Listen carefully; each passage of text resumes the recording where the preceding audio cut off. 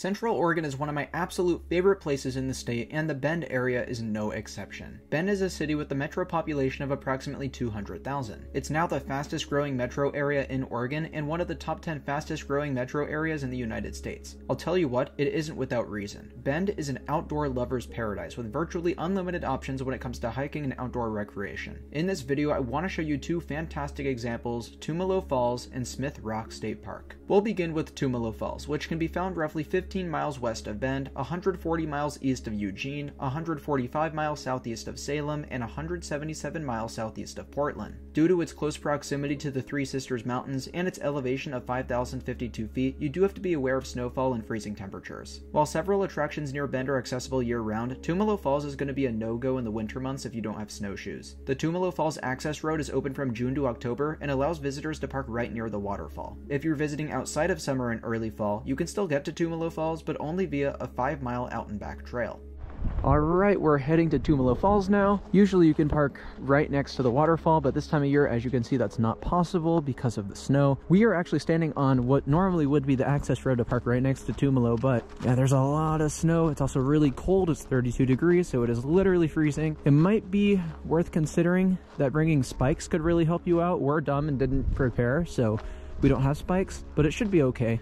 This begins just up the road from the Skyliner Snow Park, which you may want to navigate into Google Maps. It's located pretty much right after a bridge crossing over Tumalo Creek. There's a small parking area that was pretty icy, so you may want to consider parking along the road if you don't have a 4x4 vehicle. Keep in mind, we visited on March 31st during Oregon spring break, and conditions could always be different for you. But my hope is that this video can be a guide for anyone considering a visit before June, whether it's this year or in future years. You'll basically come across a closed gate, which is where the access road would normally be, but currently it's covered in feet of snow. That said, the snow was packed down and was easy to traverse without spikes. There is roughly 500 feet of elevation gain throughout the trail, but since it's dispersed throughout a 2.5-mile one-way hike, you don't really notice it all too much. When we visited, the temperature was around 36 degrees Fahrenheit, but since the sun was out and the forecast called for sunshine, we weren't too worried about the weather. Just know that things can change pretty quickly out here, so if there is a chance of temperatures falling below 32 degrees, or if the forecast calls for snow, you may want to consider other plans for the day. As you can see, it looked like an absolute winter wonderland around here. Not a whole lot of scenery changed throughout the hike, but that was fine by me. The environment is so impossibly different from what I'm used to back at home in Southern California. There were some pretty awesome features to this hike that I didn't expect though. The first was an impressive set of rock formations and pinnacles forming a peak to the right of the trail. Another neat feature was the occasional stream that is able to carve its way through the snow, giving you an idea of approximately how deep the snow is. As you near the end of the trail, you'll start to see National Forest fee area signs pop up, an indication that you're nearing what would be the main parking lot during the main season. A perk of going in the off season though is that you don't have to pay any sort of fee to visit. Once you've made it to this bridge crossing over Tumalo Creek, you've basically made it. You only have a few more steps before making it to your first of two viewpoints for Tumalo Falls, one of my new favorite waterfalls in the state of Oregon.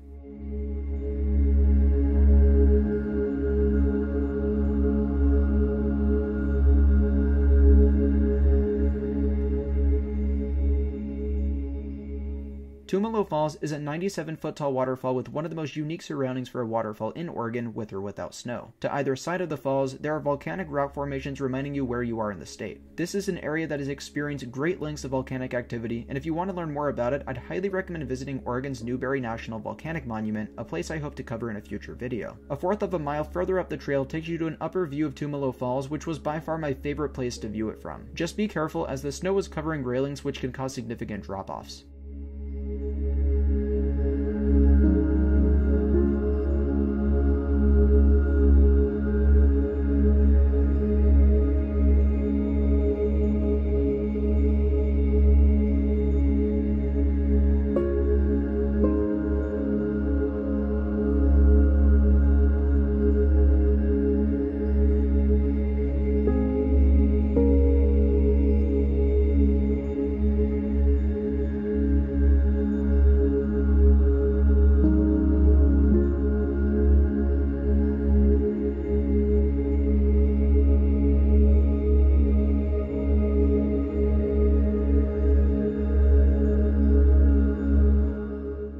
Because of the time of year we visited, we got to see this waterfall at what I believe is probably its most beautiful appearance. Never have I ever seen snow and ice integrated into a waterfall like I did with Tumalo Falls. The waterfall carves through the snow, which combined with the vertical ice layer behind the flow of the falls make for what looks like an ice cathedral. This is something I'd recommend everyone watching to come out and see at some point in their lives, because Tumalo Falls is one of the more accessible Oregonian waterfalls that get this appearance in the winter, and honestly, I can't imagine any waterfall looking more picturesque. After an incredible experience at Tumalo Falls, we made our way an hour northeast to Smith Rock State Park. To get here are pretty much the same distances from the major cities that we discussed to Tumalo Falls, though from downtown Bend you'll be driving north instead of west. Arriving at Smith Rock revealed the vast diversity of the scenery in Central Oregon. There wasn't a patch of snow to be seen anywhere aside from the distant mountain peaks. Now, a little bit of an introduction, Smith Rock State Park is one of my favorite state parks anywhere in the United States. It's comprised of towering rock formations reaching heights of up to 3,200 feet high, 600 feet above the river gorge below. The signature hike at the park is the Misery Ridge Trail, which is 2.2 miles out and back with 1,100 feet of elevation gain. Before or after the hike, I would recommend taking a stroll along the river as well. Not only is it incredibly picturesque up against Smith Rock, but it's a sanctuary for all sorts of beautiful bird life.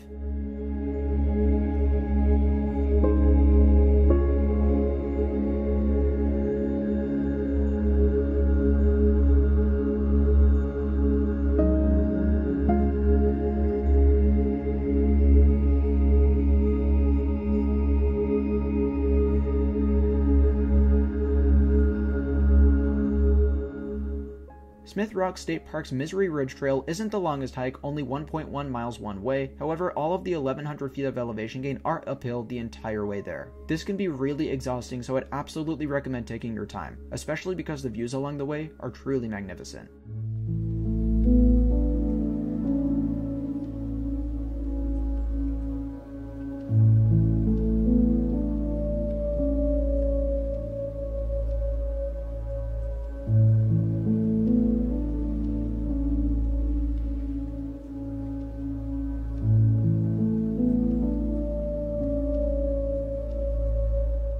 Once you've reached the top of Smith Rock, there will be lots of space to walk around and take in the views, and even some benches if you'd like to relax a bit. On a clear day, you'll have the opportunity to see all sorts of mountains within the Cascade Range, but today, only Black Butte was visible. Still, it was a good treat to see Black Butte because it stuck out like a sore thumb, and I mean that in the best way possible.